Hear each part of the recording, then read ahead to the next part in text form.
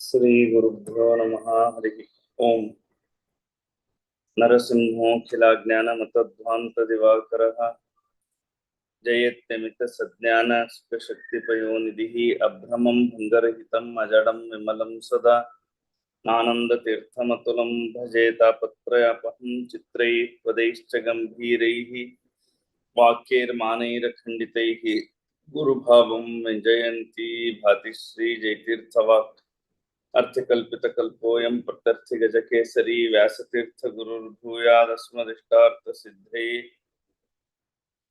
सत्यधीरकराब्जोत्थ ज्ञानवैराग्यसागरः सत्यज्ञानाख्यतरणिः स्वान्तध्वान्तं निकृन्ततु सत्याभिज्ञकराब्जोत्थान् पञ्चाशद्वर्षपूजकान् सत्यप्रमोदतीर्थार्यान् नौमि न्यायसुधारतान् आपादमौलिपर्यन्तं गुरूणामाकृतिं स्मरेत तेन विघ्नाः प्रणश्यन्ति सिद्ध्यन्ति च मनोरथाः शुभान् ध्यायन्ति कामान् गुरुदेवप्रसादजान् इतरान् आत्मपापोत्थान् तेषां विद्या फलिष्यति हरिः ओं श्री गुरुभ्यो नमः श्री सत्यात्मतीर्थ गुरुभ्यो नमः ಮಹಾನುಭಾವರಾದ ವಾದರಾಜ ಸ್ವಾಮಿಗಳು ನಿನ್ನೆ ದಿನ ರುಕ್ಮಿಣೀಶ ವಿಜಯದಲ್ಲಿ ಪೂತನಾ ಸಂಹಾರದ ವಿಚಾರವನ್ನ ಬಹಳ ಅದ್ಭುತವಾಗಿ ಕಾವ್ಯಮಯವಾಗಿ ಶೃಂಗಾರಮಯವಾಗಿ ವರ್ಣನೆಯನ್ನ ಮಾಡಿದ್ದಾರೆ.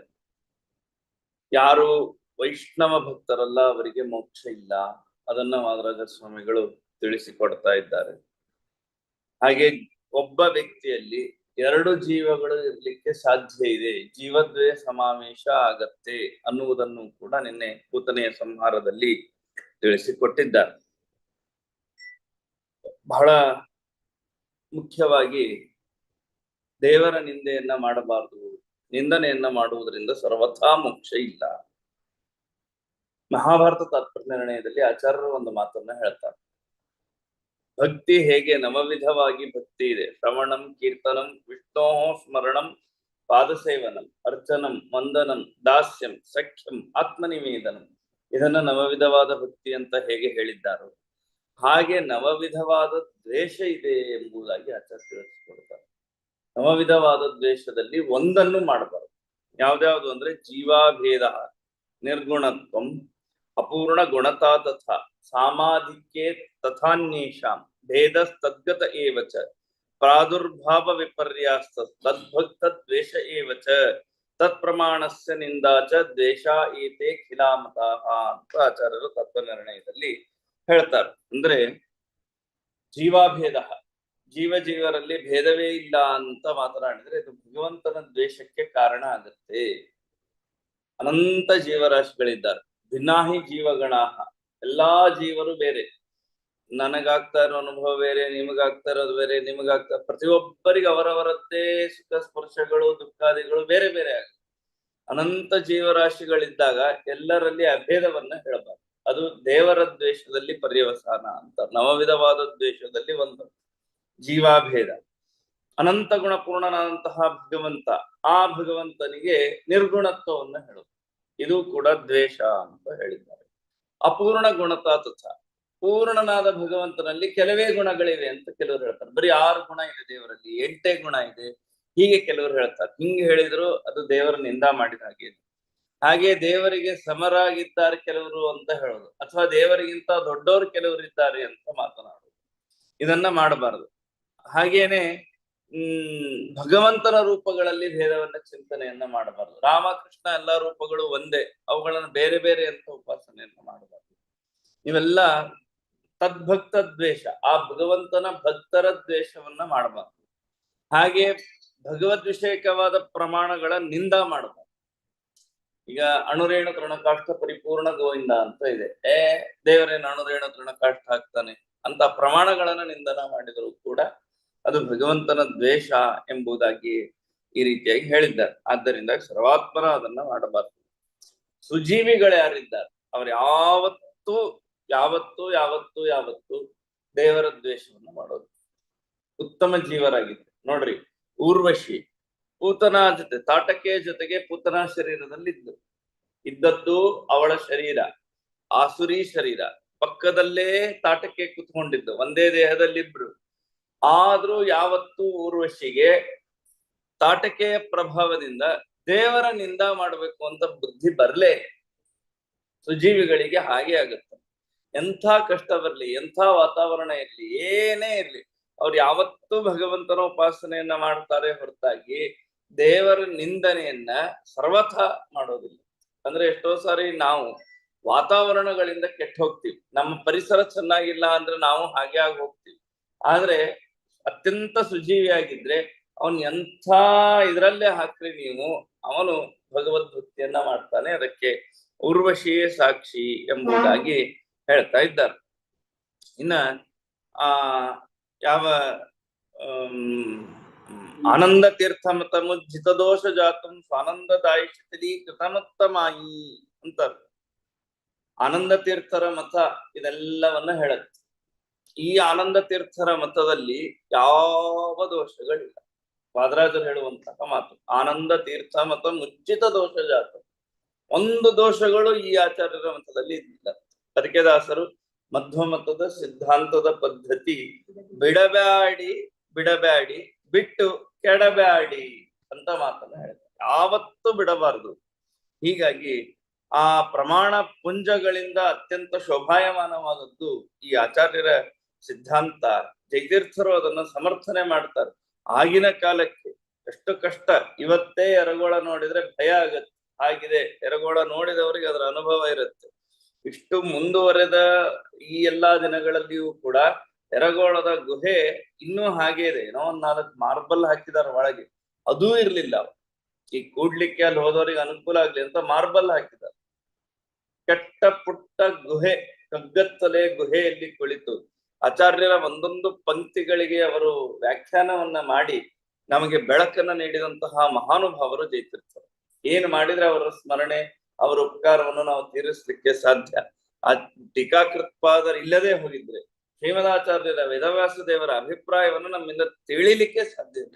ಸುಧಾದಿ ಗ್ರಂಥಗಳೇ ಇರ್ಲಿಲ್ಲ ಅಂದ್ರೆ ಸಿದ್ಧಾಂತವನ್ನೇ ನಿಲ್ಲಿಸೋದು ಕಷ್ಟ. ಅಷ್ಟು ಟೀಕಾಕೃತ್ಪಾದರು ಈ ವ್ಯಾಖ್ಯಾನವನ್ನ ಯಾಕೆ ಮಾಡಿದ್ದಾರೆ ಅಂದ್ರೆ ಇದು ಅತ್ಯಂತ ನಿರ್ದುಷ್ಟವಾದಂತಹ ಮತ ಅನ್ನುವುದಕ್ಕಾಗಿ ಆಚಾರ್ಯರ ಮತ ಮಾತುಗಳಿಗೆ ವ್ಯಾಖ್ಯಾನವನ್ನ ಮಾಡಿದ್ದಾರೆ. ಇದಾದ ಮೇಲೆ ತತಃ ಶುಭೋತ್ತಾನಿಕ ಕರ್ಮ ಕರ್ತುಂ ಯೇಷನಂದ ಪುರುಷೋತ್ತಮಸ್ಯ. ದೇವರಿಗೆ ಬಹಿರ್ನಿಷ್ಕ್ರಮಣ ಅಂತ ಅದೊಂದು ಸಂಸ್ಕಾರ ಬಹಳ ಚೆನ್ನಾಗಿದೆ. ಅದೆಲ್ಲ ಹಿಂದಿನ ಕಾಲಕ್ಕೆ. ಈಗ ನಾವೆಲ್ಲ ಏನೋ ಮಾಡ್ತಾ ಇದ್ವಿ. ನಿನ್ನೆ ಹೇಳಿದಂತೆ ಮನೆಯಲ್ಲೇ ಪ್ರಸವ, ಬಾಣಂತಿ ಕೋಣೆ, ಕಗ್ಗತ್ತಲಲ್ಲಿ ಗಾಳಿ ಬೆಳಕು ಏನು ಒಳಗ್ ಬರ್ಲಿಕ್ಕೆ ಬಿಡ್ತಿರ್ಲಿಲ್ಲ. ಬೇರೆ ಯಾರ್ಯಾರು ಒಳಗೂ ಹೋಗ್ತಿರ್ಲಿಲ್ಲ. ಬಹಳ ಸೂಕ್ಷ್ಮವಾಗಿ ನೋಡ್ಕೊಳ್ಳೋರು. ಯಾಕಂದ್ರೆ ಮಗುವಿಗೆ ಕಾಲ್ಧೂಳಿಯ ದೃಷ್ಟಿಗಳಾಗತ್ತೆ ಅಂತ. ಇವತ್ತಿಗೂ ಆ ದೃಷ್ಟಿ ದೋಷಾದಿಗಳನ್ನ ಒಪ್ಪಬೇಕು, ನಂಬಬೇಕು ಆಗಿದೆ. ಅದಕ್ಕೆ 3 ತಿಂಗಳ ಆದ ಮೇಲೆ ತಾಯಿ ಮಗುವನ್ನ ಹೊರಗೆ ಕರ್ಕೊಂಡ್ ಬರ್ತಾರೆ. ಬಹಿರ್ನಿಷ್ಕ್ರಮಣ. ನಾನು ಅದಕ್ಕೆ ಯಾವಾಗ್ಲೂ ಹೇಳ್ತೇನೆ, 3 ತಿಂಗಳಾದ್ಮೇಲೆ ಡಿಸ್ಚಾರ್ಜ್ ಮಾಡಿ ಮನೆಗ್ ಕರ್ಕೊಂಡ್ ಬರ್ತಾರೆ. ಅವಾಗ 3 ತಿಂಗಳಾದ್ಮೇಲೆ ಹೊರಗೆ ಕರ್ಕೊಂಡ್ ಬರ್ತಾರೆ. ಅದಕ್ಕೆ ಬಹಿರ್ನಿಷ್ಕ್ರಮಣ ಅಂತ ಹೆಸರು. ಹೊರಗಡೆ ಕರ್ಕೊಂಡ್ ಬರೋದು. ಅದಕ್ಕೊಂದು ಒಳ್ಳೆ ದಿನ ನೋಡ್ಬೇಕು, ಬ್ರಾಹ್ಮಣರನ್ನೆಲ್ಲ ಕರಿಬೇಕು, ಮೊದಲು ದೇವರ ಗುಡಿಗೆ ಹೋಗ್ಬೇಕು, ಬ್ರಾಹ್ಮಣರಿಗೆ ಅನ್ನದಾನ ಮಾಡ್ಬೇಕು. ಅವೆಲ್ಲ ಕ್ರಮ ಇದೆ. ಹೀಗಾಗಿ ಗೃಹಾತ್ ಬಹಿರ್ದೈತ್ಯ ಚಮುಂ ಜಿಗಾಂಸು ಅಮೌಸ್ತತ್ವ ಚರಣಾನುರೂಪಂ. ಕೃಷ್ಣ ಕಾಯ್ತಾ ಇದ್ನಂತಿ ಈ ಪ್ರಸಂಗಕ್ಕೆ, ಹೊರಗ್ ಕರ್ಕೊಂಬರ್ಲಿ ನನ್ನ ಅಂತ. ಯಾಕೆಂದ್ರೆ ಅವತಾರ ಮಾಡಿದ್ದೇ ದೈತ್ಯರ ಸಂಹಾರ ಮಾಡ್ಲಿಕ್ಕೆ. ಇವ್ರು ಒಳಗ್ ಕೂಡಿಸಿಟ್ಕೊಂಡ್ಬಿಟ್ಟಿದ್ದಾರೆ, ನನ್ನ ಕರ್ಕೊಂಬರ್ಲಿ ಇವ್ರು ಹೊರಗೆ ಅಂತ ಕಾಯ್ತಾ ಇದ್ದ ಅಂತ ವಾದರಾಜರು ಅಂತಾರೆ. ಹೀಗಾಗಿ ನಿಷ್ಕ್ರಮಣ ಅನ್ನುವುದು ಷೋಡಶ ಸಂಸ್ಕಾರಗಳಲ್ಲಿ ಒಂದು. ಆದ್ದರಿಂದಾಗಿ ಇದನ್ನ ಹುಟ್ಟಿದ 12ನೇ ದಿನ ಅಥವಾ 15ನೇ ದಿನ ಅಥವಾ 1 ತಿಂಗಳು ಅಥವಾ 3ನೇ ತಿಂಗಳು ಅಥವಾ 6ನೇ ತಿಂಗಳಿನಲ್ಲಿ ಸೂರ್ಯ ದರ್ಶನಕ್ಕೆ ಮಗುವನ್ನ ಮೊದಲನೇ ಬಾರಿಗೆ ಹೊರಗೆ ಕರೆದುಕೊಂಡು ಬರುವ ಸಂಸ್ಕಾರಕ್ಕೆ ನಿಷ್ಕ್ರಮಣ, ಬಹಿರ್ನಿಷ್ಕ್ರಮಣ ಎನ್ನುವಂತಹ ಸಂಸ್ಕಾರ ಎಂಬುದಾಗಿ ಹೇಳ್ತಾರೆ. ದೇವರಿಗೆ ಯಾವ ಸಂಸ್ಕಾರಗಳ ಅವಶ್ಯಕತೆ ಇಲ್ಲ, ನಮಗಿದೆ ಸಂಸ್ಕಾರಗಳ ಅವಶ್ಯಕತೆ. ಆದ್ರೂ ಅವತಾರ ಮಾಡಿದಾಗ ಅವನು ಶಿಕ್ಷಣಕ್ಕಾಗಿ ಹೀಗೆ ವರ್ತನೆಯನ್ನ ಮಾಡ್ತಾನೆ. ಈ ಕೃಷ್ಣ ಹೊರಗಿನ ದೈತ್ಯರನ್ನ ಕೊಲ್ಬೇಕಾಗಿತ್ತು, ಅದಕ್ಕೊಂದು ದಾರಿ ಆಯ್ತಂತ ಬಹಿರ್ನಿಷ್ಕ್ರಮಣ. ಕರ್ಕೊಂಡು ಬರ್ತಾ ಇದ್ದಾರೆ.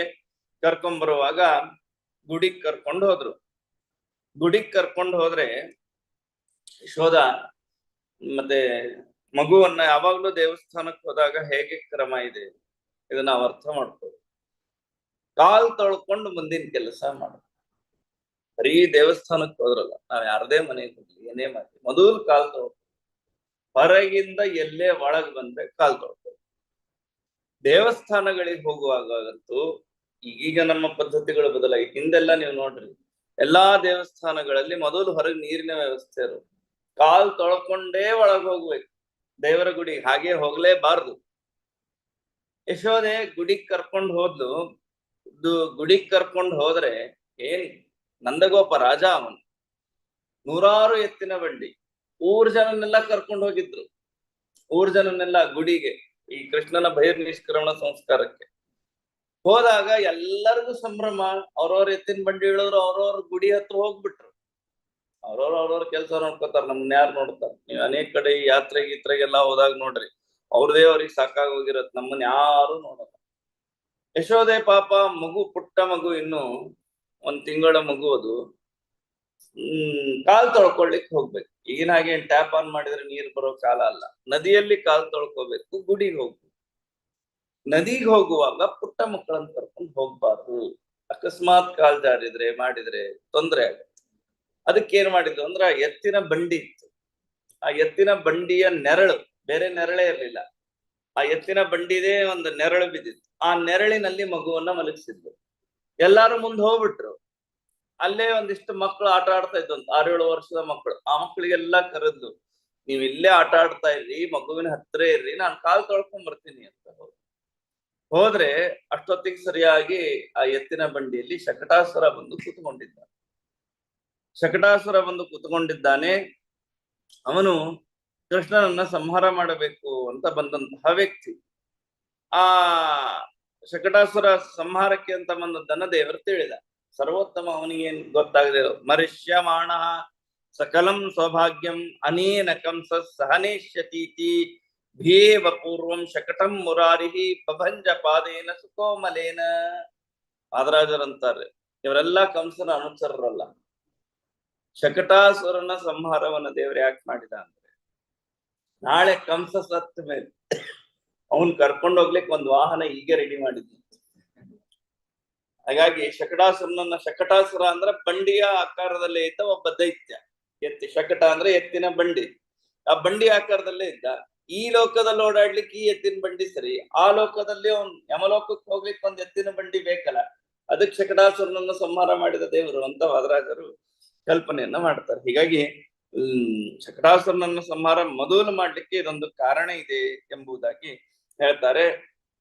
ಶಕಟಾಸುರ ತಾನು ಮಾಯನ್ನ ತರದು ಸಾಯೋ ಕಾಲಕ್ಕೆ ಏನ್ ಮಾಡಿದ್ದೆ, ತನ್ನ ಪುಟ್ಟ ಪಾದದಿಂದ ಒದ್ದ. 1.5 ತಿಂಗಳು ಕೂಸು ಎತ್ತಿನ ಬಂಡಿಯಲ್ಲಿ ಮಲಗಿಸಿದ್ದ. ಆ ಎತ್ತಿನ ಬಂಡಿಯಲ್ಲಿ ಶಕಟಾಸುರ, ಕೆಳಗೆ ದೇವರು ಮಲಗಿದ್ದ. ಇವನು ಆ ಮಗುವನ್ನ ಸಂಹಾರ ಮಾಡಬೇಕು ಅಂತ ಬಂದದ್ದು. ದೇವರು ತನ್ನ ಪುಟ್ಟ ಪಾದದಿಂದ ಒದ್ದ ಅಷ್ಟೇ. ಅಷ್ಟು ಪುಟ್ಟ ಪಾದದಿಂದ ಒದ್ರೆ ಆ ರಥ ಪುಡಿ ಪುಡಿ ಆಯ್ತು. ಪುಡಿ ಪುಡಿ ಆಯ್ತಲ್ಲ, ಎಷ್ಟು ಚೆನ್ನಾಗಿ ವಾದರಾಜರ ಕಲ್ಪನೆಯನ್ನ ಮಾಡ್ತಾರೆ ಅಂದ್ರೆ ಭಾರಿ ಚೆನ್ನಾಗಿದೆ ಇದು ಕಲ್ಪನೆ. ಅವರಂತಾರ ವಾದರಾಜರು, ಯಾಕೆ ಎತ್ತಿನ ಬಂಡಿಯನ್ನು ದೇವರು ಪುಡಿ ಮಾಡಿದ ಅಂದ್ರೆ, ಒಂದು ದೈತ್ಯ ಇದ್ದ.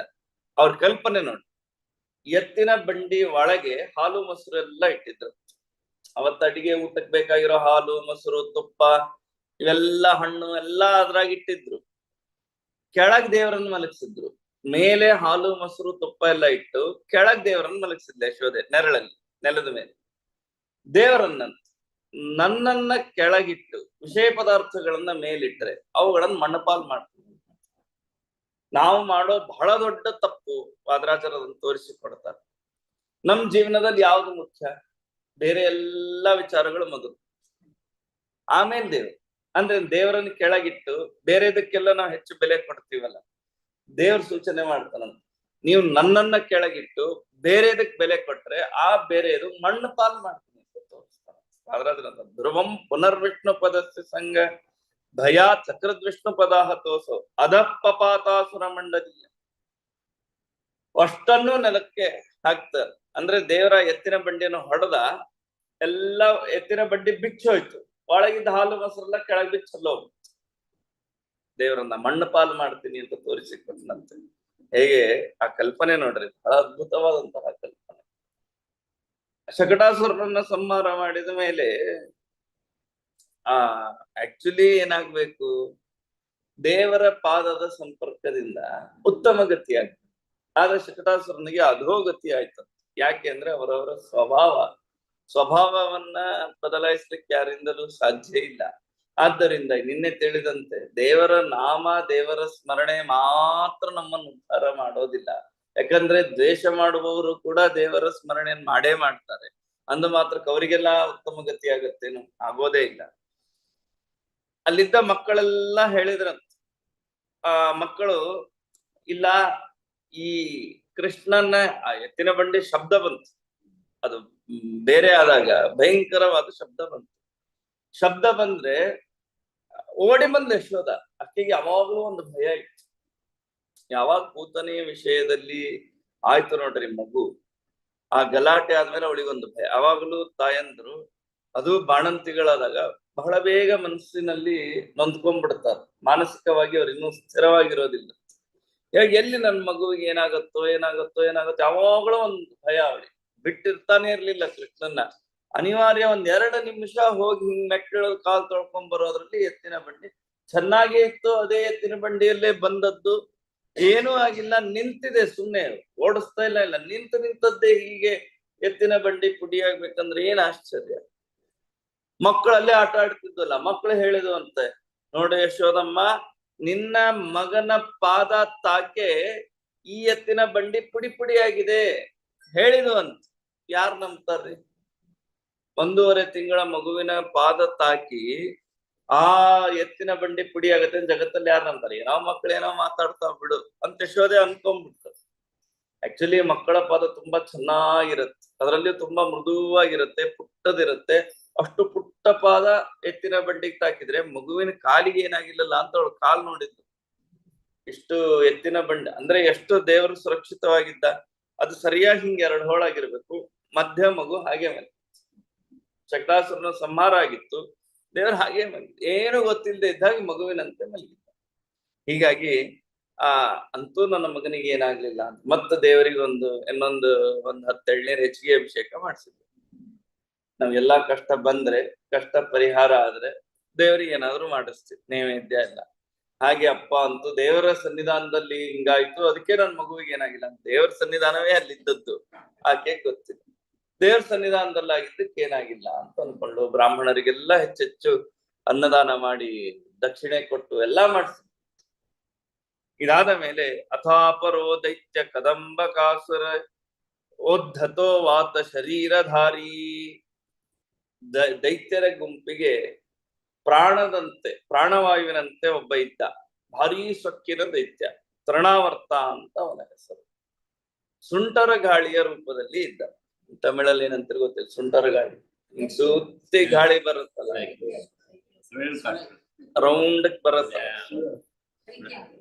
ಹಾಗೆ ಆ ಸುಂಟರ ಗಾಳಿ ಬಂತು. ಆ ಸುಂಟರ ಗಾಳಿಯ ರೂಪದಲ್ಲಿ ಒಬ್ಬ ದೈತ್ಯ ಕೃಷ್ಣನನ್ನ ಎತ್ತಿಕೊಂಡು ಹೋಗ್ಬಿಟ್ಟ ಮೇಲೆ. ಆ ಗಾಳಿ ಹೇಗಿತ್ತು ನೋಡ್ರಿ, ಎಷ್ಟು ವೇಗವಾದ ಗಾಳಿ ಅಂದ್ರೆ ಎತ್ತಕೊಂಡು ಹೋಗ್ಬಿಟ್ಟ ದೇವರನ್ನು. ವಾತ ಶರೀರಧಾರಿಯವನು, ಬರೀ ಗಾಳಿಯೇ ಶರೀರವನ್ನಾಗಿ ಮಾಡ್ಕೊಂಡು ಬಂದಿದ್ದ ಆ ತೃಣಾವರ್ತ. ಬಹಳ ಕೆಟ್ಟ ಯೋಚನೆ ಅವನಿಗೆ. ಪೂರ್ತಿ ಧೂಳು, ಗಾಳಿ ಬಂದ್ರೆ ಏನಾಗುತ್ತೆ, ಧೂಳು.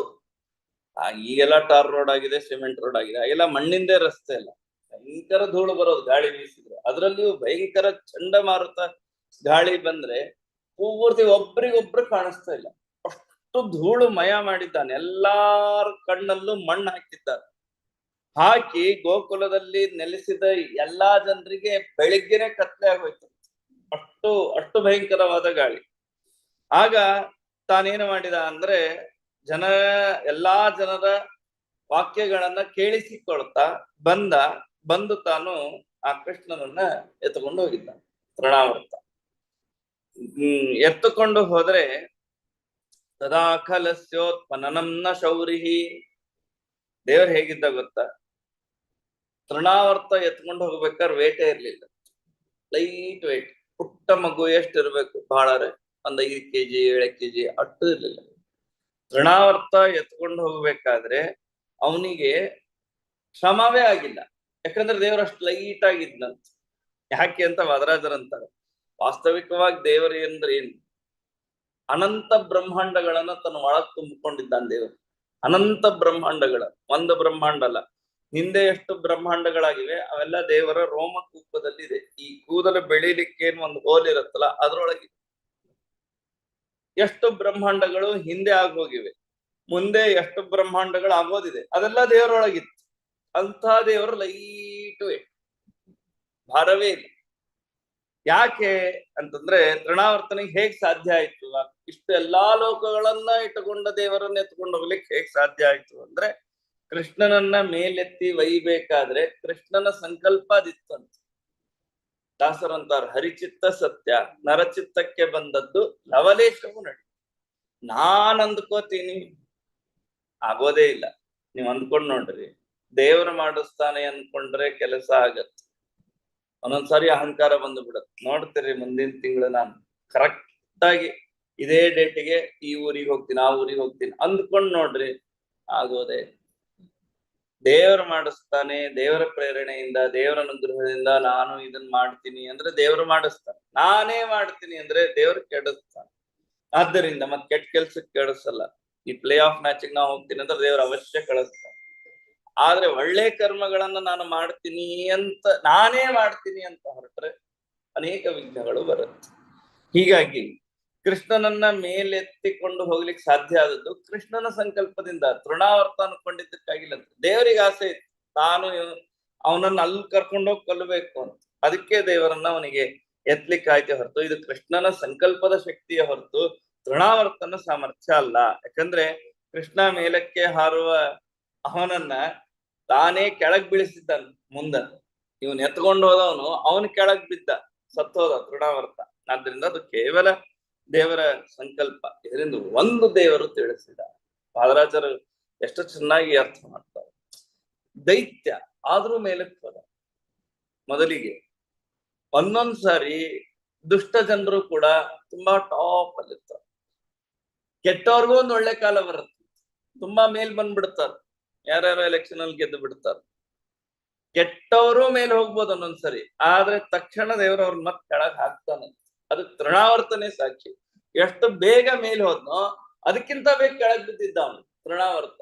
ಆದ್ದರಿಂದಾಗಿ ಅಯೋಗ್ಯರಿಗೂ ಕೂಡ ಒಂದು ಕಾಲಕ್ಕೆ ಉನ್ನತಿ ಆಗತ್ತೆ ಎನ್ನುವಂತಹ ವಿಚಾರವನ್ನ ಇಲ್ಲಿ ಬಹಳ ಸುಂದರವಾಗಿ ವಾದರಾಜರು ವರ್ಣನೆಯನ್ನ ಮಾಡ್ತಾ ಇದ್ದಾರೆ. ಹರಿಂಸ ಸಂಸ್ಥಾಪ್ಯ ಹೃದಯ ಸ್ವಕೀಯೇ ಪರಿಭ್ರಮನ್ವ್ಯೋಮ್ನಿ ಮುಹುಶ್ವ ಸಂಶ್ಚ. ತೃಣಾವರ್ತ ಹಿಂಗೆದೆ ಒಳಗೆ ಕೃಷ್ಣನನ್ನ ಇಟ್ಟುಕೊಂಡಿದ್ದಂತ, ಗಾಳಿ ರೂಪದಲ್ಲಿದ್ದ. ಹಿಂಗ್ ಇಟ್ಟುಕೊಂಡು ತಾನೇನು ಮಾಡಿದ ಅಂದ್ರೆ ಆಕಾಶದಲ್ಲಿ ಗರ ಗರ ಗರ ಗರ ಗರ ಸುತ್ತಿದ್ನಂತ. ಅಂದ್ರೆ ಕೃಷ್ಣನಿಗೆ ತಲೆ ತಿರುಗಿ ಸಾಯಿಲಿ ಅಂತ ಸುತ್ತಿದ್ನಂತ ತೃಣಾವರ್ತ ಆಕಾಶದಲ್ಲಿ.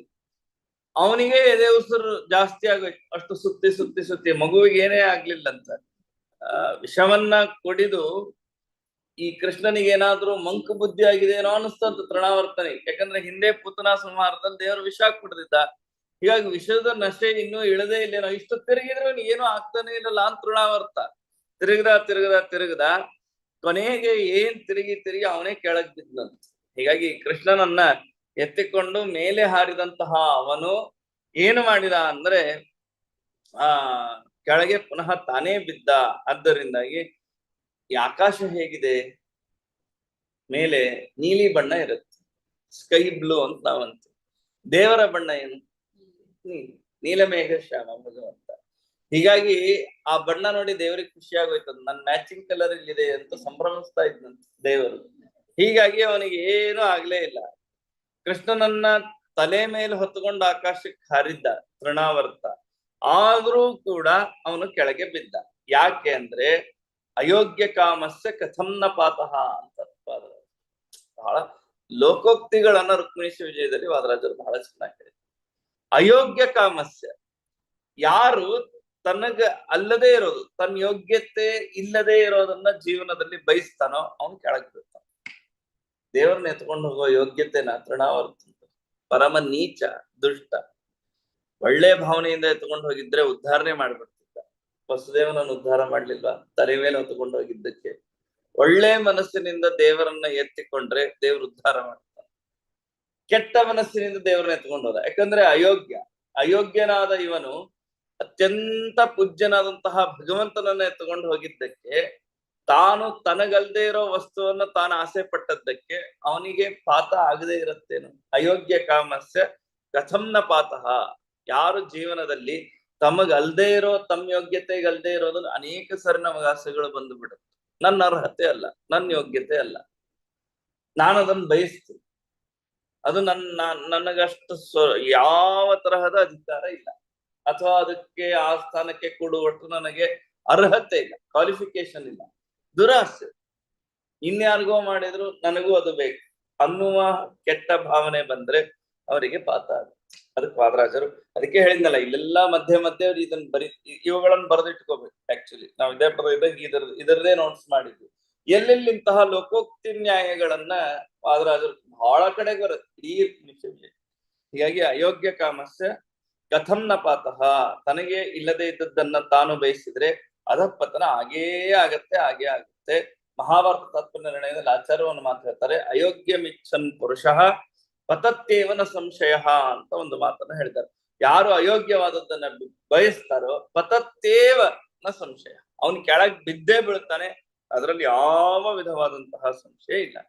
ಹೀಗಾಗಿ ಆ ವಾತರೂಪಿಯಾದಂತಹ ದೈತ್ಯ ಭಗವಂತನ ಭಾರ ನೋಡ್ರಿ, ದೇವರು ಇಲ್ಲಿ ಹೋಗುವಾಗ ತುಂಬಾ ಲೈಟಾಗಿದ್ದ, ಮೇಲೆ ಹೋದಾಗೆ ಭಾರ ಆಗ್ಬಿಟ್ನಂತ ತೃಣಾವರ್ತನಿಗೆ.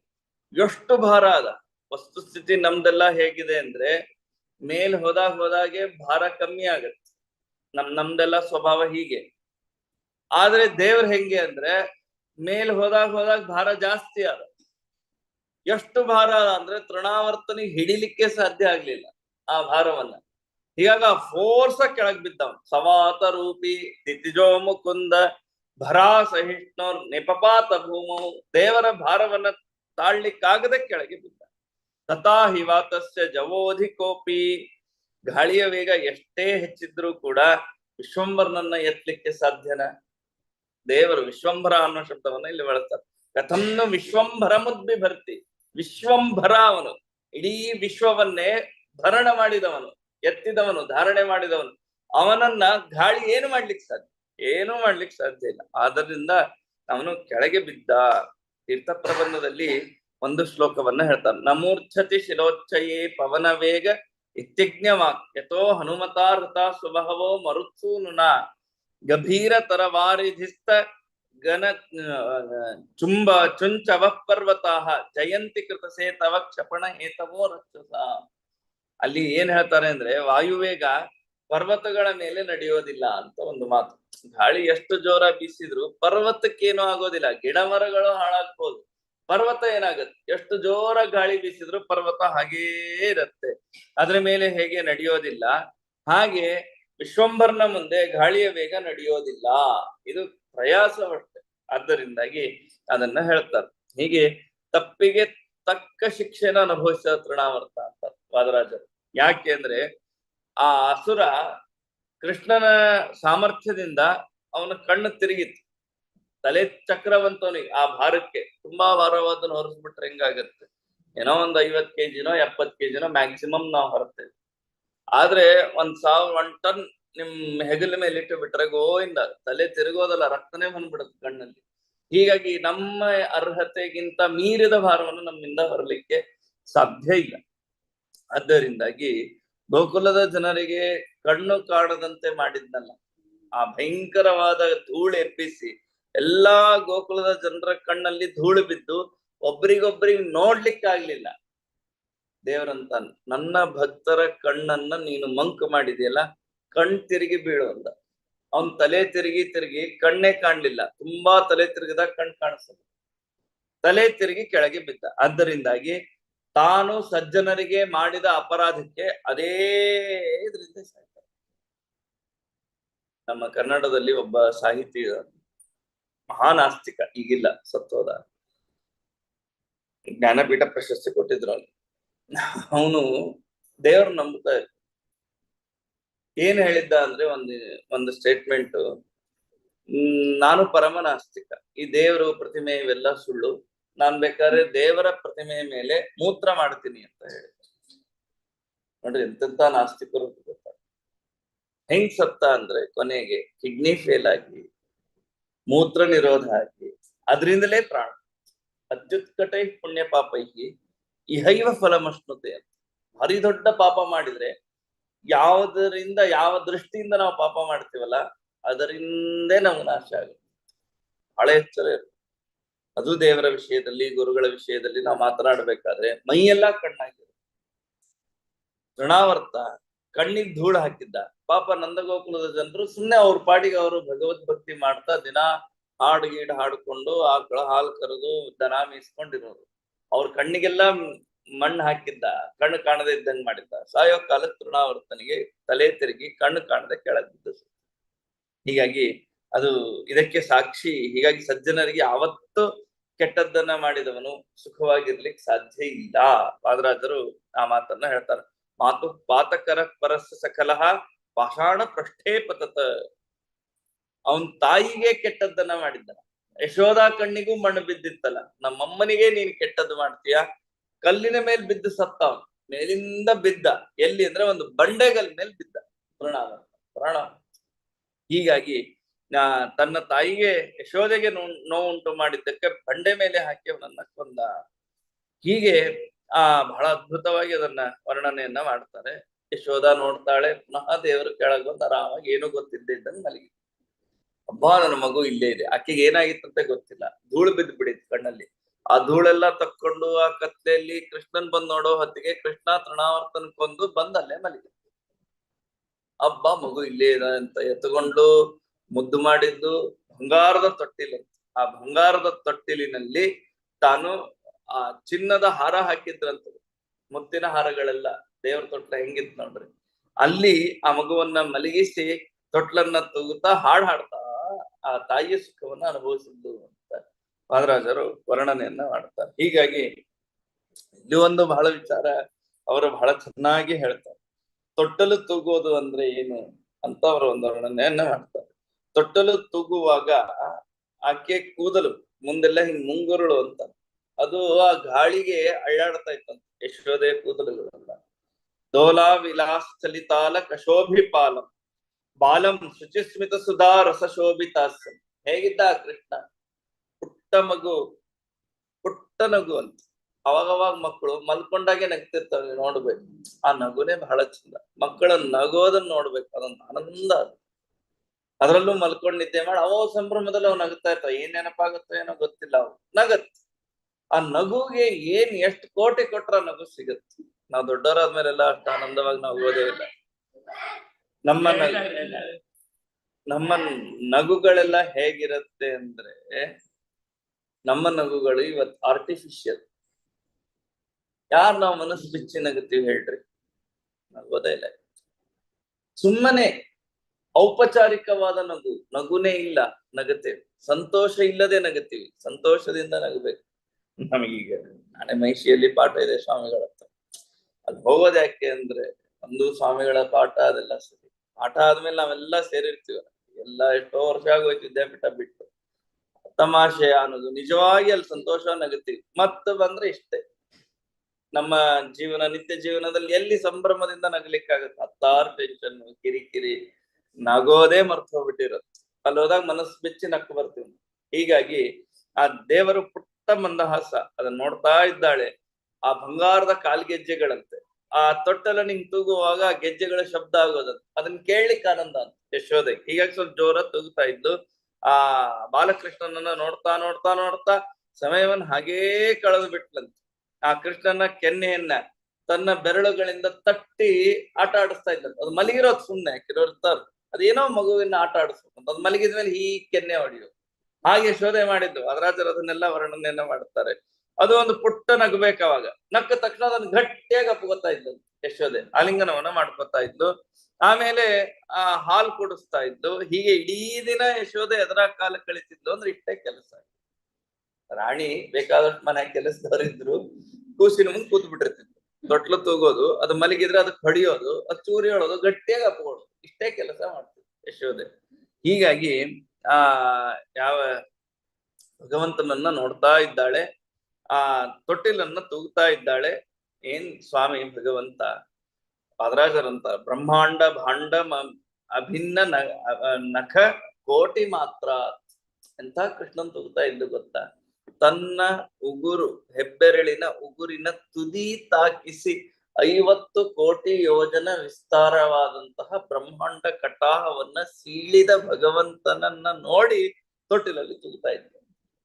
ದೇವರು ತ್ರಿವಿಕ್ರಮ ಅವತಾರ ಮಾಡಿದಾಗ, ವಾಮನನಾಗಿ ತ್ರಿವಿಕ್ರಮನಾಗಿ ಬೆಳೆದಾಗ ಎಷ್ಟು ಥಿಕ್ನೆಸ್ ಇದೆ ಈ ಬ್ರಹ್ಮಾಂಡದ್ದು ಅಂದ್ರೆ 50 ಕೋಟಿ ಯೋಜನ ವಿಸ್ತೀರ್ಣ ಥಿಕ್ನೆಸ್. ಈಗ ನಾವು ರಾಮಾಯಣದಲ್ಲಿ ಹನುಮಂತ ದೇವರು ಸಮುದ್ರೋಲ್ಲಂಘನ ಮಾಡಿದ್ರಲ್ಲ, ಆ ಸಮುದ್ರನೇ ಎಷ್ಟು ದೊಡ್ಡದಿತ್ತು ಅಂದ್ರೆ 100 ಯೋಜನ. ಇದು ಎಷ್ಟಿದೆ ಬ್ರಹ್ಮಾಂಡದ ಕಟಾಹ ಅಂದ್ರೆ 50 ಕೋಟಿ ಯೋಜನ ಇದೆ. ಅದು ಯಾವುದರಿಂದ ಸೀಳಿತು ಅಂದ್ರೆ ದೇವರ ಪಾದದ ಉಗುರಿನ ತುದಿ ತಾಕಿ ಸೀಳಿತು. ಅಂಥ ಭಗವಂತನನ್ನ ಸ್ವಾಂಗುಷ್ಟ ಪುಷ್ಟ ಸುಭಗಾಂಗುಲಿ ಮಚ್ಚುತಸ್ತಾಂ ಅಂತಹ ಭಗವಂತ ಏನ್ ಮಾಡಿದ್ದ ಅಂದ್ರೆ ಯಾವ ಬೆರಳಿನ ತುದಿ ತಾಕ್ಸಿ ಗಂಗೆಯನ್ನು ಒಳಗ್ ತಂದಿದ್ದಲ್ಲ, ಆ ಉಗುರನ್ನ ಆ ಹೆಬ್ಬೆರಳನ್ನ ತನ್ನ ಬಾಯೊಳಗೆ ಇಟ್ಟುಕೊಂಡು ಚೀತಾ ಮಲಗಿದ್ದ ಅಂತ. ಅದನ್ನೇ ಯಶೋದೆ ನೋಡ್ತಾ ಇದ್ದ. ಸಂಗೃಹ್ಯ ಚುಂಬತಿ ಶಿಶು ಪ್ರಕೃತಿಶ್ಚಯಾನ ಏನ್ ವರ್ಣನೆ ಮಾಡ್ತಾರೆ ನೋಡ್ತಾ ಆದ್ರೆ. ಹೀಗಾಗಿ ಅಂದ್ರೆ ದೇವರು ವಟಪತ್ರಶಾಹಿಯಾಗಿ ಮಲಗಿ ತನ್ನ ಬಲಗಾಲನ್ನ ಬಾಯಲ್ಲಿಟ್ಟುಕೊಂಡು ಚೀಪ್ತಾ ಇದ್ದ ಅಂತ ಭಾಗವತದಲ್ಲಿ ಒಂದು ಮಾತು ಬರುತ್ತೆ. ಮಕ್ಕಳು ಹಾಗೆ ಹಿಂದಿನ ಕಾಲಕ್ಕೆ ಮಾಡ್ತಾ ಇದ್ದು, ಈಗೆಲ್ಲ ಏನಿಲ್ಲ, ಈಗೆಲ್ಲ ಬರೀ ನಿಪ್ಪಲ್ ಚಿಪ್ತಾವ ಅಷ್ಟೇ. ಬಲಗಾಲಿನ ಹೆಬ್ಬೆರಳನ್ನ ಬಾಯಲ್ಲಿ ಇಟ್ಟುಕೊಂಡು ಮಕ್ಕಳು ಚೀಪ್ತಾ ಮಲಗ್ತಾ ಇದ್ದು ಹಿಂದಿನ ಕಾಲಕ್ಕೆ. ಅದು ಮತ್ತೆ ಅದರದೇ ಫೋಟೋ ಎಲ್ಲ ತೆಗೆಸ್ತಿರ್ತಾರ, ಅದನ್ನ ನೋಡ್ಬೇಕು. ಆ ಫೋಟೋ ಶೂಟ್ಗಳು ಆ ತರನು ಇದ್ದು, ಆ ಕರಾರವಿಂದೇನ ಮುಖಾರವಿಂದಂ ಅಂತ ಒಂದು ಶ್ಲೋಕ ಬರೆಸಿ ಹಸುರು ಆಲದೆಲೆ ತರದೊಂದು ದುಬುಟಿ ಮಾಡಿಸಿ ಅದ್ರ ಮೇಲೆ ಮಗುವಿಗೆ ಕೃಷ್ಣನ ವೇಷ ಹಾಕಿ ಮಲಗಿಸಿ ಆ ಹೆಬ್ಬೆರಳು ಬಾಯೊಳಗೆ ಇಡಿಸಿ ಒಂದು ಫೋಟೋ ತೆಗಿಸ್ಬೇಕು. ತಾಯಂದ್ರಿಗೆ ಆಸೆ ಇದು, ಭಾರಿ ದೊಡ್ಡ ಆಸೆ ಇದು ತಾಯಂದ್ರಿಗೆ. ಅದೋ ಕೂಸ್ ನನ್ನಂಗಿರತ್ ಇಷ್ಟು ದಪ್ಪ, ಅದಕ್ಕೆ ಬಾಯೊಳಗ್ ಬಟ್ಟೆ ಎಲ್ಲಿ ಹೋಗ್ಬೇಕು, ಹೊಟ್ಟೆ ಅಡ್ಡ ಬರುತ್ತೆ. ಇವರು ಆ ಫೋಟೋ ತೆಗಿಸ್ಬೇಕು, ಅದ್ರ ಕಾಲು ಎತ್ತಿ ಬಾಯೊಳಗ್ ತುರುಕ್ತಾರ. ಅದಕ್ಕೆ ಏನ್ ಬಂಗಾರದ ಆಭರಣ ಹಾಕಿದ್ರೇನು ಮುತ್ತಿನಾರಾಗ, ಅದಕ್ಕೆ ಎಲ್ಲಾ ಭಾರವೇ. ಅದಕ್ಕೆ ಅದ್ರ ಬೆಲೆನೇ ಗೊತ್ತಿಲ್ಲಲ್ಲ. ಅದು ಗೊಳೋ ಅಂತ ಗೊಣ್ಣೆ ಸುರಿಸಿ ಅಳ್ತಾ ಇರುತ್ತೆ. ಇವರು ಅದಕ್ಕೊಂದು ಫೋಟೋ ತೆಗಿಸ್ಬೇಕು ಅಂತ ಒದ್ದಾಡ್ತಾರ. ಅದು ಸರ್ಕಸ್ ನೋಡ್ತಾ ಇರ್ಬೇಕು. ದೇವರ ಅನಾಯಾಸವಾಗಿ ತನ್ನ ಬಲಗಾಲ ಹೆಬ್ಬೆರಳನ್ನ ಬಾಯಲ್ಲಿ ಇಟ್ಟುಕೊಂಡು ಆರಾಮಾಗಿ ಚೀತಾ ಮಲಗಿದ್ದ. ಪ್ರಳಯ ಕಾಲದಲ್ಲಿ ದೇವರು ಹೀಗೆ ಮಲಗ್ತಾನ ದೇವ್ರು. ಪ್ರಳಯ ಕಾಲದಲ್ಲಿ ತನ್ನ ಬಲಗಾಲ ಹೆಬ್ಬೆರಳನ್ನು ಬಾಯಲ್ಲಿ ಇಟ್ಟುಕೊಂಡು ಚೀತಾ ಮಲಗ್ತಾನೆ. ಆದ್ರೆ ದೇವರು ಮಲಗಬೇಕಲ್ಲ, ಇಷ್ಟು ತೊಟ್ಲು ತೂಗಿದ್ಲು ಸ್ವಾಮಿ ಹಿಂಗ್ ಕಣ್ಣು ಮುಚ್ಚಿದಂಗ್ ಮಾಡ್ತಿದ್ದ. ಆಕೆ ತೊಟ್ಲಾ ತೂಗೋದ್ ನಿಲ್ಲಿಸ್ಬಿಟ್ರೆ ಕಣ್ ತೆಗೆದು ಹಿಂಗ್ ನೋಡ್ತಿದ್ದ. ಇತ್ತೀಚೆಗೆಲ್ಲ ಕೆಲವು ಫೋಟೋ ಕೊಟ್ಟಿದ್ರು, ಮಕ್ಳು ಹೇಗಿರ್ತಾವೆ ಅಂತ. ತಾಯಿ ಕೆಲಸ ಮಾಡುವಾಗ ಗಡತ್ತ ಮಲ್ಕೊಂಡ್ಬಿಡ್ತಾವ, ತಾಯಿ ಮಲಗ್ಲಿಕ್ ಬಂದಾಗ ಎದ್ದು ಕುತ್ಕೊಂಡ್ಬಿಡ್ತಾವ ಮಕ್ಕಳು. ಮಧ್ಯರಾತ್ರಿ 2 ಗಂಟೆ 3 ಗಂಟೆಗೆ ಭಾರಿ ಆಟ ಬಂದ್ಬಿಡುತ್ತೆ ಮಕ್ಕಳಿಗೆ. ಅಮ್ಮಂದ್ರಿಗೆ ನಿದ್ದೆ, ಅದು ಕಿರಿಕಿರಿ ಹೊಡೆದು ಬಡದು ಮಾಡಿ ಮಲಗಿಸ್ತಿರ್ತಾರೆ. ಈಕಿಗೂ ಹಾಗೆ ಆಯ್ತು. ಸ್ವಾಮಿ ಎಷ್ಟೊತ್ತು ತೊಟ್ಲು ತೂಗದೆ ಮಲಗದ ಹಾಗೆ ಮಾಡ್ತಾನೆ. ಹಿಂಗ ತೊಟ್ಲ ಕೈ ಬಿಟ್ರೆ ಕಣ್ ತೆಗೆದು ನೋಡ್ತಿದ್ದ. ಮತ್ತೆ ತೊಟ್ಲ ತೂಗ್ಬೇಕು. ಕೊನೆಗನ್ಲಂತ ನಿದ್ರಾಮಾಶ್ರಯ, ಮಲ್ಕೊಳ್ಳೋ ಮನೆ ನಿದ್ದೆ ಮಾಡು. ಕೂಸು ಮಲಗಿದ್ರೆ ಮನೆ ಕೆಲಸ ಆಗತ್ ಮನೇಲಿ, ಇಲ್ಲರ ಕೆಲಸವೇ ಆಗಲ್ಲ. ಅವ್ ಮಲಗಿದ್ಮೇಲೆ ದಬ ಬೇಗ ಕೆಲಸ ಮಾಡ್ಕೊಂಡ್ಬಿಡ್ಬೇಕು. ಇವಳಂತಾಳು ಎಷ್ಟೊತ್ತು ತಟ್ಟಿದೆ, ಹಾಲು ಕುಡಿಸಿದೆ, ತೊಟ್ಲದೆಲ್ಲ ಹಾಕ್ದೆ, ತೂಗದೆ, ಮಲಗೋದೇ ಇಲ್ಲ ಕೃಷ್ಣ. ಮಲಗುವ ಮರಾಯ ಅಂದ್ಲು. ದೇವ್ರಂದ, ಅಮ್ಮ ನಿದ್ದೆ ಅಂದ್ರೆ ಏನು ಅಂತ ಕೇಳಿದ. ನಿದ್ರಾಮಾಶ್ರಯ ಕಿಂತದಾಶ್ರಯ ಫಲಂ. ದೇವ್ರು ಕೇಳ್ತಾನ, ಏನ್ ನಿದ್ದೆ ಮಾಡೋದ್ರಿಂದ ಲಾಭ ಅಂತ ಕೇಳ್ದ. ನೋಡ್ರಿ, ಆ ವಯಸ್ಸಿಗೆ ದೇವ್ರು ಕೇಳ್ತಾನ, ನಿದ್ದೆ ಮಾಡಿದ್ರೆ ಏನ್ ಲಾಭ? ನಮ್ಗೆ ಇವತ್ತಿಗೂ ಗೊತ್ತಿಲ್ಲ ನಿದ್ದೆ ಮಾಡಿದ್ರೆ ಏನ್ ಲಾಭ ಅಂತ. ಆದ್ರೂ ಮಲಗ್ತಿ. ಕಿಂತದಾಶ್ರಯ ಫಲಂ. ಆಕೆ ತಾಯಿ ಉತ್ತರ ಕೊಟ್ಲು, ಭುಕ್ತಮ್ರ ಜೀರ್ಣತ, ತಿಂದದ್ದು ಜೀರ್ಣ ಆಗ್ಬೇಕು ಅಂದ್ರೆ ನಿದ್ದೆ ಮಾಡಬೇಕು. ಯಾರು ಚೆನ್ನಾಗಿ ನಿದ್ದೆ ಮಾಡ್ತಾರೆ ಅವ್ರಿಗೆ ಜೀರ್ಣ ಆಗುತ್ತೆ. ನಾವೆಲ್ಲ ಇದನ್ನ ಮಾತಾಡ್ತಿರ್ತೀವಿ. ಈ ಸರಿ ಅಂತೂ ಈ ವರ್ಷ ಬೇಕಾದಷ್ಟು 2 ಏಕಾದಶಿ ಇವೆ. ಈ 2 ಏಕಾದಶಿ ಬಂದ್ಬಿಟ್ರೆ ನಮ್ ಪ್ರಿಪ್ರೇಷನ್ ಯಾವಾಗ ಸ್ಟಾರ್ಟ್ ಆಗುತ್ತೆ ಅಂದ್ರೆ ದ್ವಿತೀಯಾನೇ ಶುರು. ದ್ವಿತೀಯ ದಿನ ಖರ್ಜೂರ ನೆನೆ ಹಾಕಿ ಅದನ್ನ ಚೆನ್ನಾಗಿ ಕುದಿಸಿ ಅದನ್ನ ಹಾಲು ಕುಡಿದು, ದ್ರಾಕ್ಷಿ ನೆನೆ ಹಾಕಿ ಒಣ ದ್ರಾಕ್ಷಿ ಅದ್ರ ಜ್ಯೂಸ್ ಮಾಡಿ, ಏನ್ ದಶಮಿ ರಾತ್ರಿ 1 ಗಂಟೆ ತನ ತಿನ್ನೋದು ಕುಡಿಯೋದು. ಯಾಕೆ ಅಂದ್ರೆ ನಾಳೆ ನಾಡಿದ್ದು ಶ್ರಮ ಆಗ್ಬಾರ್ದು ಅಂತ. ಏನ್ ಶ್ರಮ ಆಗ್ಬಾರ್ದು, ನೀವು ಮಲ್ಕೊಂಡ್ ಎದ್ದು ಬಿಟ್ರೆ ಮುಗಿದ್ ಹೋಯ್ತು. ಬೆಳಿಗ್ಗೆ ಎಲ್ಲಾ ಜೀರ್ಣ ಆಗಿ ಹೋಗ್ಬಿಡುತ್ತೆ. ನೀವ್ ಎಷ್ಟೇ ತಿನ್ರಿ ಎಷ್ಟೇ ಕುಡೀರಿ, ಏಕಾದಶಿ ಬೆಳಿಗ್ಗೆ, ದಶಮಿ ರಾತ್ರಿ ಮಲಗಿ ಚೆನ್ನಾಗಿ ನಿದ್ದೆ ಮಾಡಿ ಬೆಳಿಗ್ಗೆ ಎದ್ರೆ ಹಸಿವೆ ಆಗೋಗುತ್ತೆ. ಯಾಕೆ ತಾಯಿ ಅಂತಾಳ ಉತ್ತಮ ರಜೆ ಜೀರ್ಣ ಅಂತ, ತಿಂದದ್ದು ಜೀರ್ಣ ಆಗತ್ತೆ ಮಲಗಿದ್ರೆ. ದೇವರಂದ ನಿದ್ರಾ ಕಾಂಬ, ನಿದ್ರಾ ಅಂದ್ರೆ ಯಾರಮ್ಮ ಅಂತ ಕೇಳ್ದ. ನೋಡ್ರಿ ಆಕೆ ಹೆಂಗ್ ಉತ್ತರ ಕೊಡ್ತೀವಿ. ನಿಮೀಲಿತಾಕ್ಷ ಯುಗಲಹ ಪ್ರಾಜ್ಞಮ್ಯದಾಲಿಂಗತಿ. ಪ್ರಾಜ್ಞನಾಮಕ ಭಗವಂತ ಯಾವಾಗ ಬಂದು ನಮ್ಮನ್ನ ಆಲಿಂಗನ ಮಾಡ್ಕೋತಾನೆ ಅದನ್ನೇ ನಿದ್ದೆ ಅಂತ ಕರೀತಾರೆ. ಪ್ರಾಜ್ಞ ಆಲಿಂಗನ ಮಾಡ್ಕೋತಾನೆ. ನೋಡ್ರಿ ವಿಶ್ವ, ತೈಜಸ, ಪ್ರಾಜ್ಞ. ಜಾಗೃತ ಅವಸ್ಥೆಗೆ ವಿಶ್ವ ನಿಯಾಮಕ. ಈಗ ನಾವೆಲ್ಲ ಎಚ್ಚರ ಇದ್ದೀವಲ್ಲ, ವಿಶ್ವ ನಮ್ಮನ್ನು ನೇಮನೆ ಮಾಡ್ತಾರೆ. ಸ್ವಪ್ನ, ಸ್ವಪ್ನ ಬೇರೆ ಸುಷುಪ್ತಿ ಬೇರೆ. ಸ್ವಪ್ನ ಅಂದ್ರೆ ಹೀಗಿದೆ ಜಾಗೃತ ಅವಸ್ಥೆ, ಜಾಗೃತ ಅವಸ್ಥೆಯಿಂದ ನಾವು ಸ್ವಪ್ನಕ್ಕೆ ಹೋಗ್ತೀವಿ, ಸ್ವಪ್ನದಿಂದ ಸುಷುಪ್ತಿ ಹೋಗ್ತೀವಿ. ಆವಾಗ್ಲೂ ಅಷ್ಟೇ, ನಾವು ಮಲ್ಕೊಂಡ ತಕ್ಷಣ ನಿದ್ದೆ ಹತ್ತು ಬಿಡಲ್ಲ. ಮಲ್ಕೊಂಡ ತಕ್ಷಣ ಏನೋ ಒಂದು ಕನಸು ಬೀಳತ್ತೆ, ಸ್ವಪ್ನಕ್ಕೆ ಹೋಗ್ತೀವಿ, ಅಲ್ಲಿಂದ ಮುಂದೆ ಸುಷುಪ್ತಿಗೆ ಹೋಗ್ತೀವಿ. ಎಷ್ಟೋ ಸಾರಿ ನಮ್ಗೆ ಸುಷುಪ್ತಿಗೆ ಹೋಗೋದೇ ಇಲ್ಲ. ಅಂದ್ರೆ ಇಡೀ ರಾತ್ರಿ ಬರೀ ಕನಸು ಬೀಳತ್ತೆ ಕೆಲವರಿಗೆ. ಯಾರಿಗೆ ಕನಸು ಬೀಳತ್ತೆ ಅವ್ರಿಗೆ ನೋಡ್ರಿ ಶ್ರಮ ಪರಿಹಾರ ಆಗಿರೋದೇ ಇಲ್ಲ. ಅಂದ್ರೆ ಚೆನ್ನಾಗಿ ನಿದ್ದೆ ಆಗಿಲ್ಲ ಅಂದ್ರೆ ಶ್ರಮ ಪರಿಹಾರ ಆಗೋದಿಲ್ಲ. ಆದ್ದರಿಂದಾಗಿ ಆ ಸುಷುಪ್ತಿ ಅವಸ್ಥೆ ಅಂದ್ರೆ ಗಾಢವಾದ ನಿದ್ದೆ. ಎಷ್ಟು ಅಂದ್ರೆ ನಮ್ಗೆ ಕಾಲಜ್ಞಾನವೂ ಇರಲ್ಲ. ಎಚ್ಚರ ಆದ್ಮೇಲೆ ಅಯ್ಯೋ ಇಷ್ಟೊತ್ತು ಮಲಗಿಬಿಟ್ನ ಅಂತಂತೀವಿ. ಅದು ಗಾಢವಾದ ನಿದ್ರೆ. ಯಾರಿಗ್ ಬರುತ್ತೆ ಅಂದ್ರೆ ಯಾರಿಗೆ ಏನೂ ಚಿಂತೆ ಇಲ್ಲ ಅವ್ರಿಗೆ ಒಳ್ಳೆ ನಿದ್ದೆ ಬರುತ್ತೆ. ಯಾರಿಗ್ ಚಿಂತೆ ಇದೆ ಅವ್ರಿಗೆ ನಿದ್ದೆ ಬರಲ್ಲ. ಕನ್ನಡದಲ್ಲಿ ಒಂದು ಗಾದೆ ಮಾತಾಡ್ತಾರೆ, ಚಿಂತೆ ಇಲ್ಲದವನಿಗೆ ಸಂತೆಯಲ್ಲೂ ನಿದ್ದೆ ಅಂತೆ ಅಂತ. ಯಾರಿಗ್ ಚಿಂತೆ ಇಲ್ಲ ಅವ್ನ್ ನೀವು ಮಾರ್ಕೆಟ್ ಅಲ್ಲಿ ಮಲಗಿಸ್ರೆ ಚೆನ್ನಾಗಿ ನಿದ್ದೆ ಮಾಡ್ತಾನೆ. ಯಾರಿಗ್ ತಲೆ ತುಂಬಾ ಚಿಂತೆ ಇದೆ ಒಳ್ಳೆ AC ಹಾಕಿ ರಗ್ ಹಚ್ಚಿ ಲೈಟ್ ಆಫ್ ಮಾಡಿ ಡಾರ್ಕ್ ರೂಮ್ ಮಾಡಿ ಮಲಗಿಸ್ರಿ ಅವನಿಗೆ ನಿದ್ದೆ ಬರೋಲ್ಲ. ಹೀಗಾಗಿ ದಾಸರಂತಾರ ಮಂಚ ಕೊಂಡ್ಕೋಬಹುದು, ನಿದ್ದೆ ಕೊಂಡ್ಕೊಳ್ಳಿಕ್ಕಾಗಲ್ಲ. ಅನ್ನ ಕೊಂಡ್ಕೋಬಹುದು, ಹಸಿವೆ ಕೊಂಡ್ಕೊಳ್ಳಿಕ್ಕಾಗಲ್ಲ. ಎಷ್ಟು ಚೆನ್ನಾಗಿದೆ. ಮಂಚ ಕೊಂಡ್ಕೋಬಹುದು ನಾವು. ಇವತ್ತು ಏನೇನೇನೋ ಮಂಚಗಳು ಬಂದಿದೆ, ನಿದ್ದೆ ಕೊಂಡ್ಕೊಳ್ಳಿಕ್ಕಾಗತ್ತ? ಯಾವ ಅಂಗಡಿಯಲ್ಲಿ ನಿದ್ದೆ ಸಿಗತ್ತೆ? ಅಮೆಜಾನ್, ಫ್ಲಿಪ್ಕಾರ್ಟ್ ಎಲ್ಲಾದ್ರೂ ನಿದ್ದೆ ಸಿಗತ್ತ? ನಿದ್ದೆ ಅವನ್ ಕೊಡ್ಬೇಕು. ಯಾರು? ತೈಜಸ, ಸುಷುಪ್ತಿ ಅವಸ್ಥೆಗೆ ನಿಯಾಮಕನಾದ ಪ್ರಾಜ್ಞೆ ಕೊಡಬೇಕು. ಅವನು ಬಂದು ಗಟ್ಟಿಯಾಗಿ ಅಪ್ಕೋಬೇಕು. ತಾಯಿ ಹೇಳಿದ್ದು ನಿಮೀಲಿತಾಕ್ಷಯುಗಲಹ ಪ್ರಾಜ್ಞಂ ಯದಾಲಿಂಗತಿ ಅಂತ. ದೇವರು ಪ್ರಾಜ್ಞನಾಮಕ ಬಂದು ಯಾವಾಗ ಆಲಿಂಗನ ಮಾಡ್ಕೋತಾನೋ ಅದನ್ನೇ ನಿದ್ದೆ ಅಂತ ಕರೀತಾರೆ. ನೋಡ್ರಿ ಬೇರೆ ತಾಯಂದ್ರಿಗೆ ಕೇಳಿಬಿಡ್ರಿ, ಗೋವಿಂದ ನಿದ್ರೆ ಅಂದ್ರೆ ಏನು ಅಂತ, ಅಕ್ಕಿಗೆ ನಿದ್ದೆ ಬಂದ್ಬಿಡತ್ತೆ. ಯಶೋಧ ಎಷ್ಟು ಬುದ್ಧಿವಂತಳು, ಇದೆಲ್ಲ ಜ್ಞಾನ ಇತ್ತು ಅವಳಿಗೆ. ಆಯ್ತು ಅಂದ ದೇವ್ರು. ಅಸ್ತ್ವೇವಂ ಇತಿ ಮುದ್ರಿತಾತ್ಮನಯನಃ ಸ್ವಾಂಗಂ ಸಮಾಲಿಂಗ್ಯ ತತ. ಪ್ರಾಜ್ಞೆ ಯಾರು? ಇವನೇ ಅಲ್ಲ. ಭಗವಂತನ ಯಾವ ರೂಪಗಳಿಗೂ ಭೇದ ಇಲ್ಲ, ಇವನೇ ಪ್ರಾಜ್ಞ. ಆಯ್ತಮ್ಮ ಅಂದ, ಗಟ್ಟಿಯಾಗಿ ತನ್ನಂತಾನ ಅಪ್ಕೊಂಡಂತ. 1 ನಿಮಿಷ ಮಲ್ಕೊಂಡ್ಬಿಟ್ಟು ಎಚ್ಚರ ಆಯ್ತು ಅಂದ. 1 ನಿಮಿಷ ಮಲಗಿದ, ಹಿಂಗ್ ತನ್ನಂತಾನ ಹಿಂಗ್ ಒಂದ್ಸರಿ ಗಟ್ಟಿ ಹಿಡ್ಕೊಂಡ, ಕಣ್ ತೆಗೆದ್ಬಿಟ್ಟು ಅಮ್ಮ ಎಲ್ಲಾ ಜೀರ್ಣ ಆಗೋಯ್ತು, ನನಗ್ ಹಸಿವೆ ಆಗ್ತಾ ಇದೆ, ಏನಾದ್ರೂ ಕೊಡು ಅಂತ. ಯಾಕಂದ್ರೆ ತಾಯಿ ಹೇಳಿದ್ದು ಮತ್ತೆ ಮಲ್ಕೊಂಡಿದ್ರೆ ಹಸಿವೆ ಆಗತ್ತೆ ಅಂದಿದ್ದು. 1 ನಿಮಿಷ ಹಿಂಗ್ ಮಾಡ್ಕೊಂಡ, ಕಣ್ ತೆಗ್ದ, ಅಮ್ಮ ನಿದ್ದೆ ಆಯ್ತು, ನಂಗೆ ಹಸಿವೆ ಆಗಿದೆ, ಏನಾದ್ರೂ ಕೊಡು. ಸರ್ವಂ ಜೀರ್ಣ ಮಥೋ ದಿಶೇತಿ ಜನನೀಂ ಶಂಸಂ ನಿಜಂಸೋವತ. ಎಷ್ಟು ಚೆನ್ನಾಗಿ ಆ ಮಾತುಗಳನ್ನ ಹೇಳ್ತಾರ ನೋಡ್ರಿ. ಇವರಿಗೆ ಸಾಕಾಗೋಯ್ತು. ಅನೇಕ ತಾಯಂದ್ರ ಏನ್ ಮಾಡ್ತಾರ ಅಂದ್ರೆ, ಇವತ್ತೆಲ್ಲಾ ತಾಯಂದ್ರ ಮಾಡೋ ಕೆಲಸ ಯೂಟ್ಯೂಬ್ ಮಾಡ್ತಾ ಇದೆ. ತಾಯಂದ್ರ ಹಾಡು ಹಾಡೋದು, ಹಾಗೆಲ್ಲ ಮಲಗಿಸ್ಲಿಕ್ಕೆ ಅಂತ ಎಷ್ಟೋ ಹಾಡುಗಳನ್ನ ಸ್ವತಃ ತಾಯಿ ಕಲ್ತಿರ್ತಿದ್ಲು. ಆಕೆ ಬಸರಿ ಆದಾಗ ಹಾಡು ಕಲಿಬೇಕು. ಆಗಿನ ಕಾಲಕ್ಕೆ ಈ ಯೂಟ್ಯೂಬ್ ಏನಿಲ್ಲ, ಪುಸ್ತಕ ನೋಡಿ ಹಾಡುಗಳನ್ನ ಕಂಠಪಾಠ ಮಾಡೋರು. ಯಾಕೆ ಅಂದ್ರೆ ಡೆಲಿವರಿ ಆದ್ಮೇಲೆ ಮಗು ಮಲಗಿಸ್ಲಿಕ್ಕೆ ಆಕೆನೇ ಹಾಡು ಹಾಡ್ಬೇಕು. ತಾಯಿ ಹಾಡು ಹಾಡಿದ್ರೆ ಮಗು ಮಲಗತ್. ಇವತ್ತು ಯೂಟ್ಯೂಬ್ ಹಚ್ಚಿ ಬಿಟ್ಟಿರ್ತಾರ, ಕೂತ್ಕೊಂಡಿರ್ತಾರ ಇವತ್ತಿಗೆ. ಅಂದ್ರೆ ನಾವ್ ಎಷ್ಟು ಬಡವರಾಗ್ತಾ ಇದ್ದೀವಿ ಅಂತ ಅರ್ಥ ಮಾಡ್ಕೊಟ್ರಿ. ಎಷ್ಟು ಪುಣ್ಯ ಹೊರಟೋಯ್ತು. ಕೇಳ್ತೀವಿ ಆದ್ರ ಹಾಡೋದೇ ಇಲ್ಲ. ಹೀಗಾಗಿ ಈಕೆ ನಿಂದಿದೇ ಕೆಲಸ ಆಯ್ತು ಬಾ ಅಂತ ಎತ್ಕೊಂಡು ತಡಿ ಮೇಲೆ ಹಾಕೊಂಡು ತಟ್ಟುತ್ತಾ ಇದ್ದಾಳೆ, ಹಾಡು ಹಾಡ್ತಾ ಇದ್ದಾಳೆ. ದೇವ್ರ ಮತ್ ಕೇಳ್ದ, ಅವ ಯಾಕೆ ಹಾಡು ಹಾಡ್ತಿ ಅಂತ ಕೇಳ್ದ. ಮಾತರ್ ಗಾಯಸಿ ಕಿಂ ಸದಾ ಜಲ ನಿಧೌ ಶೇಷಾಂಗ ಸಂಶಾಯಿನಂ. ಮತ್ ಯಾಕೆ ಹಾಡು ಹಾಡ್ತಾ ಇದ್ದಿ ನೀನು? ಇಲ್ಲ, ಅಲ್ಲಿ ಕ್ಷೀರಸಾಗರದಲ್ಲಿ ದೇವರು ಮಲಗಿದ್ದಾನೆ, ಅವನಿಗೆ ಹಾಡ್ತಾ ಇದ್ದೀನಿ ಅಂದವಳು. ಅಲ್ಲಿ ದೇವರು ಮಲಗಿರ್ತಾನಲ್ಲ ಕ್ಷೀರ ಸಮುದ್ರದಲ್ಲಿ, ಅವನಿಗಾಗಿ ಹಾಡ್ತಾ ಇದ್ದೀನಿ ಎಂದು. ಮತ್ತೆ ಅವನು ಮಲಗಿದ್ದಾನಲ್ಲ, ಅವನ್ ಕೂಡ್ತು ಹಾಡು ಹಾಡಿದ್ರೆ ಅವ್ನು ನಿನಗೂ ನಿದ್ದೆ ಕೊಡ್ತಾನೆ ಅಂದು ಅವಳು ಯಶೋದೆ.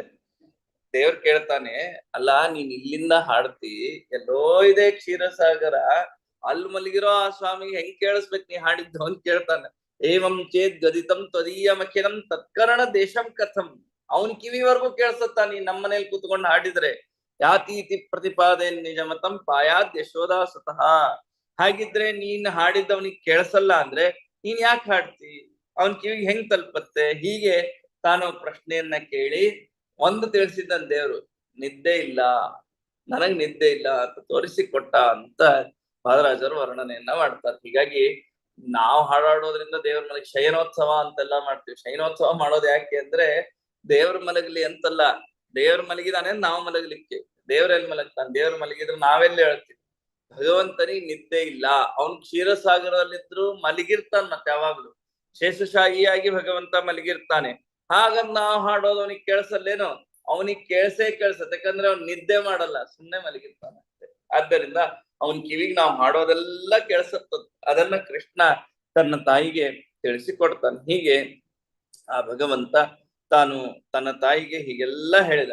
ಆಮೇಲೆ ತೊಟ್ಟಿಲಲ್ಲಿ ತೂಗುತ್ತಾ ಇದ್ದಾಳೆ, ತೊಡೆ ಮೇಲೆ ಹಾಕೊಂಡು ಹಾಡಾಡಿದ್ದು ದೇವ್ರ ಮಲಗಿಲ್ಲ. ಮತ್ತು ತೊಟ್ಲಿಗೆ ಹಾಕಿದ್ಲು, ತೊಟ್ಟಿಲನ್ನ ತೂಗುತ್ತಾ ಇದ್ದಾಳೆ. ತೂಗುವಾಗ ಆ ಕಡೆ ಗೋಪಿಕಾ ಸ್ತ್ರೀಯರು ನಿಂತಿದ್ರು. ಈ ಕಡೆಯಿಂದ ಯಶೋಧ ಹಿಂಗ್ ತೂಗ್ಬೇಕು, ಅವ್ರ ಹತ್ರ ಹೋಗ್ಬೇಕು, ಅವ್ರು ಆ ಕಡೆಯಿಂದ ಈ ಕಡೆ ತೂಗ್ಬೇಕು. ಹೀಗೆ ತಾಯಿ ತನ್ನನ್ನ ದೂಗಿದರೂ ಕೂಡ ಪುನಃ ದೇವರು ತಾಯಿ ಹತ್ರೇ ಬರ್ತಿದ್ರು. ತೂಗಿದಾಗ ತೊಟ್ಲು ವಾಪಸ್ ಮತ್ತಿಲ್ಲೇ ಬರುತ್ತಲ್ಲ. ಭಕ್ತಿಯಿಂದ ನೀವು ದೇವರನ್ನ ತೂಗಿದ್ರು, ಆ ಕಡೆ ತಳ್ಳಿದ್ರು, ದೇವ್ರ ಮತ್ತೆ ನಮ್ಮ ಹತ್ರ ಬರ್ತಾನಂತ. ನೋಡ್ರಿ ಹೆಂಗ್ ವರ್ಣನೆ.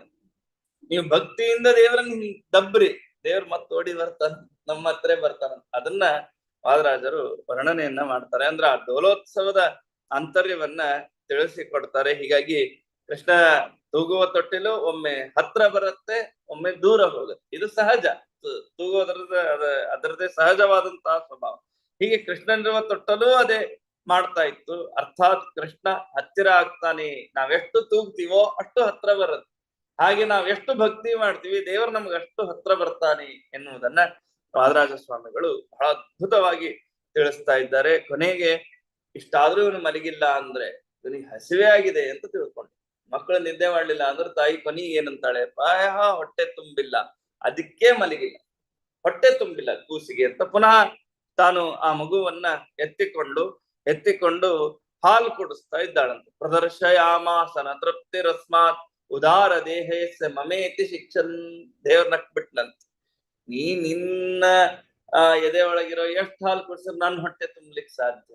ಜಗದುದರ ನಾನು, ಇಡೀ ಜಗತ್ತೇ ನನ್ನ ಹೊಟ್ಟೆ ಒಳಗಿದೆ, ನನ್ನ ಹೊಟ್ಟೆ ತುಂಬಿಸೋ ಅಷ್ಟು ನಿನಗೇನ್ ಶಕ್ತಿ ಇದೆ ಅಂತ ದೇವ್ರ ನಕ್ಕು ತಾನು ಸ್ತನಪಾನವನ್ನ ಮಾಡಿದ. ಹೀಗೆ ಅವಾಗ ಮುಂದೆ ಏನಪ್ಪಾ ಈ ದೇವರು ಮಲಗ್ತಾನೆ ಇಲ್ಲ ಅಂತ ಅವಳೊಂದ್ಸರಿ ಹಿಡಿದು ಹಿಂಗ್ ಮಾಡಿದ್ಲಂತ. ಮಲಗ್ತೀಯೋ ಇಲ್ಲ ನೀನು? ಆಗ ದೇವರು ಬಾಯಿ ತೆಗೆದ. ಆ ಬಾಯಿ ತೆಗೆದಾಗ ಬ್ರಹ್ಮಾಂಡವನ್ನೇ ಆಕೆಗೆ ತಾನು ತೋರಿಸಿದ್ದಾನೆ. ಅಖಂಡಯತ್ ಪುತ್ರ ಮತಿಂ ಜನನ್ಯ ಅಯೋಜಯದ್ ವಿಶ್ವಪಿತೃತ್ವ ಬುದ್ಧಿಂ. ನೀನು ನಿನ್ನ ಮಗ ಅಂತ ನನ್ನನ್ನು ತಿಳ್ಕೊಂಡಿದ್ದಿ, ನಾನು ವಿಶ್ವಪಿತೃ, ಜಗತ್ತಿಗೆ ತಂದೆ ಅನ್ನೋದನ್ನ ತಿಳಿಸ್ಲಿಕ್ಕೆ ತನ್ನ ಬಾಯಿಯೊಳಗೆ ಬ್ರಹ್ಮಾಂಡ ತೋರಿಸ್ತಾನೆ. 2 ಸಾರಿ ಯಶೋದೆಗೆ ದೇವರು ತನ್ನ ಬಾಯಲ್ಲಿ ಬ್ರಹ್ಮಾಂಡ ತೋರಿಸ್ತಾನೆ. ಒಮ್ಮೆ ಹಾಲು ಕುಡಿಬೇಕಾದ್ರೆ, ಇನ್ನೊಮ್ಮೆ ಮಣ್ಣು ತಿಂದ, ಅದು ಮುಂದೆ ಬರುತ್ತೆ. ಹಾಗೆ ಬ್ರಹ್ಮಾಂಡವನ್ನೇ ತಾನು ತೋರಿಸಿದ. ಅದಕ್ಕೆ ಸಂಬಂಧಪಟ್ಟಂತಹ ವಿಚಾರ ಇದೆ, ಅದರ ಪುನಃ ನಾಳೆ ದಿವಸ ತಿಳಿಯುವ ಪ್ರಯತ್ನವನ್ನ ಮಾಡೋಣ. ಅಹಂಕರ್ತ ಹರಿಕರ್ತ ತತ್ಪೂಜಾ ಕರ್ಮಚಾಕಿಲಂ ತಥಾಪಿ ಮತ್ಕೃತಾ ಪೂಜಾ ತತ್ಪ್ರಸಾದೇನ ನಾನ್ಯತ ಅನೇನ ಭಾವಿ ಪುಣ್ಯಂ ತದಾಪ್ನೋತು ಗುರುರ್ಮಮ ಅಸ್ಮದ್ ಗುರುವಂತರ್ಗತ ಭಾರತೀ ರಮಣ ಮುಖ್ಯ ಪ್ರಾಣಾಂತರ್ಗತ ಸೀತಾಪತೆ ಶ್ರೀ